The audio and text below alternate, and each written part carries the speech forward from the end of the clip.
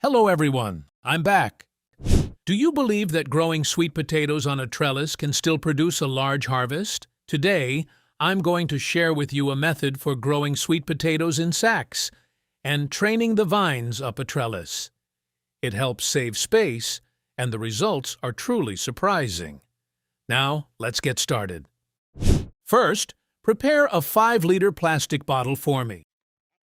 Use a marker pen to mark 6 small holes on the bottle. I reuse this plastic bottle to sprout sweet potato tubers hydroponically before planting them. Then use scissors to cut round holes at the marked positions. Pre-sprouting the sweet potatoes helps stimulate early root and shoot growth, while also making it easier to identify and remove weak or damaged tubers. After cutting, fill the plastic bottle with clean water to about 2/3 full. These are the seed potatoes I bought from a gardening supply store. With about 2 kilograms of seed potatoes, I place each tuber vertically into the holes cut into the bottle. As you can see, the tubers fit snugly into the openings, while the bottoms lightly touch the water inside, so they can begin absorbing moisture and sprouting. Finally, I spray a fine mist of water over the surface of the sweet potatoes. Although the bottoms are already touching the water, this extra moisture helps prevent the tubers and buds from drying out. Next, I will reuse this sack to prepare the growing medium. These are old sacks measuring 25 by 40 inches. I will prepare the soil here. The original soil looks quite dry because I treated it and left it in the sun after the previous harvest.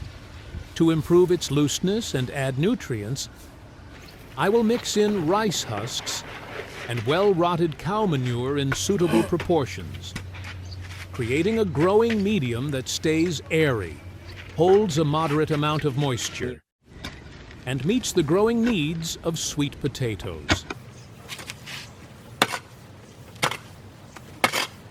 After mixing the soil, don't rush to water it yet. I will fill each sack with soil until it is almost full, while leaving some space at the opening so it can be tied and secured easily. For this method, I am using a total of 8 sacks. Next, prepare some rigid steel rings with a diameter of about 8 inches. I will insert the steel rings into the openings of the sacks, while leaving an open space in the center. Then I use a large sack sewing needle to stitch the edge of the sack securely around the steel ring.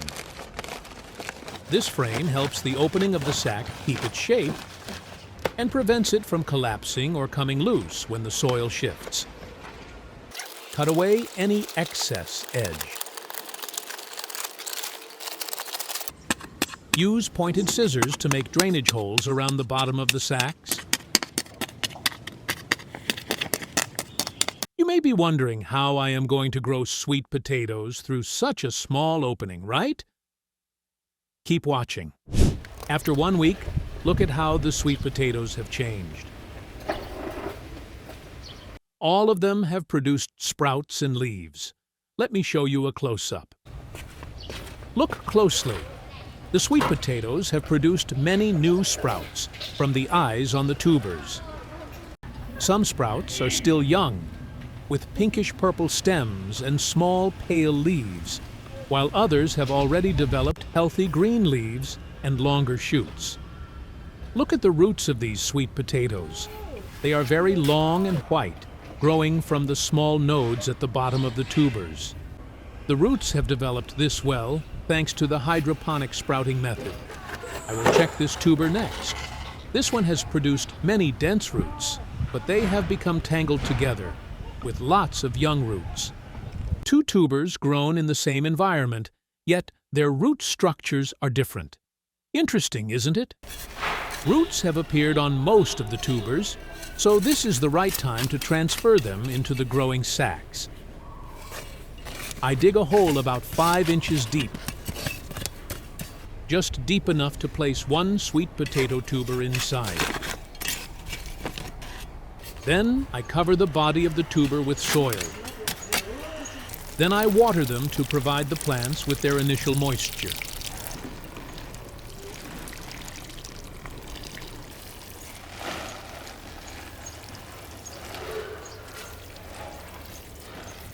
Now let's return to this grassy corner of the garden and see what I am going to do.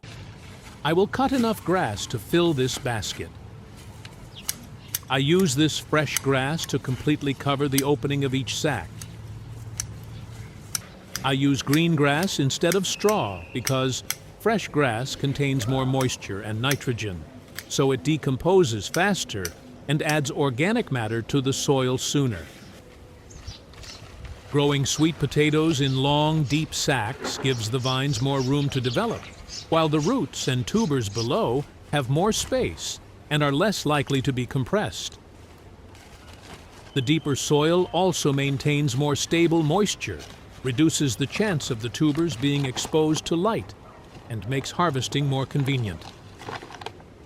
After 10 days, the small young shoots have fully developed leaves, and the roots have also established themselves deeper in the soil.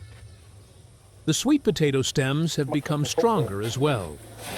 Instead of allowing the sweet potato vines to spread across the ground, I will build a small trellis to guide them upward. Here, I am using soft bamboo poles that can be bent easily. If you do not have bamboo, you can also use fiberglass rods instead. I insert one end of the pole into this growing sack, bend it over the top, and secure the other end in the sack opposite it, creating a sturdy, arched framework for guiding the sweet potato vines upward. This method helps keep the canopy more open and well ventilated, prevents the vines from touching the ground and producing unwanted additional roots, and also keeps the growing area neat and more convenient for watering, fertilizing, and harvesting. Next, I place horizontal rods perpendicular to the curved poles. Then I tie them together with wire to form large grid sections. Now we have a sturdy trellis for the sweet potato vines to climb. After 30 days, let's see how far the sweet potato plants have developed. At this point, the sweet potato vines have started climbing the trellis. Most of the plants are growing evenly, with dark green leaves and many new shoots. Now, I will secure the sweet potato vines to the trellis. This helps guide the vines in the right direction, prevents them from spreading back onto the ground, and keeps the stem nodes from producing unwanted additional roots. After 40 days, you can see that the sweet potato vines have covered about 2/3 of the trellis. At this stage, the root system has spread noticeably. In addition to the fine roots that absorb water and nutrients, some stronger roots have begun to swell, marking the early stage of the tuber formation. At this stage, sweet potatoes may be attacked by leaf-eating pests and other insects. I will make a simple solution using chili peppers and garlic. I have prepared 1 bulb of garlic here, with the skin removed, along with 7 to 8 chili peppers. The strong smell and natural compounds in garlic and chili can help repel some insects and reduce further damage to the plants. I put everything into a mortar and crush it thoroughly so that more of the natural oils from the garlic and chili can be released. After crushing it well, I add the mixture to 1 liter of water and stir thoroughly so the compounds can disperse into the water. Next, I strain out the solids, filter the liquid, and pour it into a spray bottle. I spray a fine mist over the entire sweet potato canopy. covering both the upper and lower surfaces of the leaves, especially areas showing signs of leaf damage or insects. Spray only enough to lightly wet the surface without allowing the liquid to drip, and it is best to spray early in the morning or late in the afternoon to reduce the risk of leaf burn. After 50 days, you can see that the sweet potato vines have nearly covered the entire trellis. The plants have produced many strong side vines, and there are also plenty of new growing tips. Beneath the soil, some roots have started to swell and enter the tuber forming stage. At this point, the plants need balanced nutrition, especially potassium, to support starch accumulation and help the tubers grow larger, along with phosphorus to maintain a healthy root system. I have prepared worm castings and eggshells here. I mix them together thoroughly. This mixture provides nutrients that the sweet potatoes need for tuber development at this stage. Then I apply the mixture evenly around the base of the plants. Because the soil inside the sacks is deep and concentrated, the roots have plenty of space to grow downward, creating favorable conditions for the tubers to form and expand compared with growing directly in a conventional garden bed. After fertilizing, I secure the newly developed vines again. I adjust their positions so they do not overlap too much and can gradually cover the entire trellis. You can see that the sweet potato trellis is now completely covered. The vines also appear to have matured. Look, the sweet potatoes have started flowering, which signals that harvest time is approaching. The vines have begun changing color, while some leaves are becoming wilted and turning yellow. I won't wait any longer. It is time to harvest. Harvesting is also very simple. I will tear the sacks open lengthwise. The first sweet potato has appeared. I will dig deeper to see whether there are any more tubers inside. Look, the larger sweet potatoes are hidden inside the bag, mainly in the middle and near the bottom. After checking the first sack, I decide to remove the entire trellis and harvest all the remaining sacks.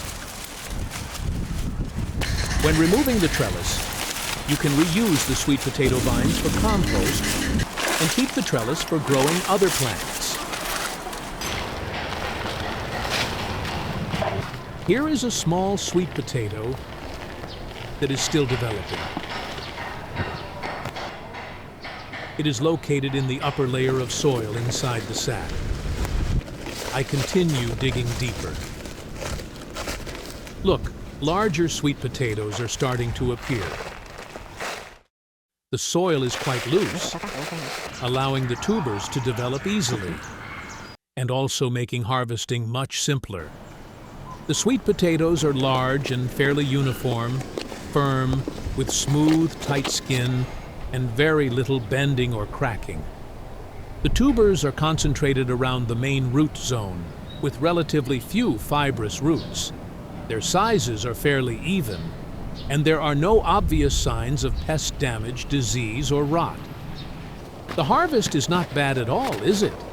Starting with only a few small sweet potatoes, I have managed to harvest a large amount.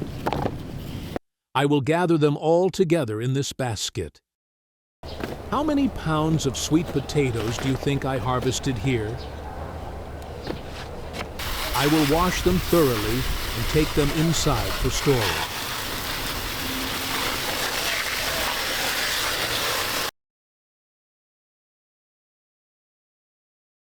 Thank you for watching. Remember to subscribe to the channel so you don't miss my upcoming videos.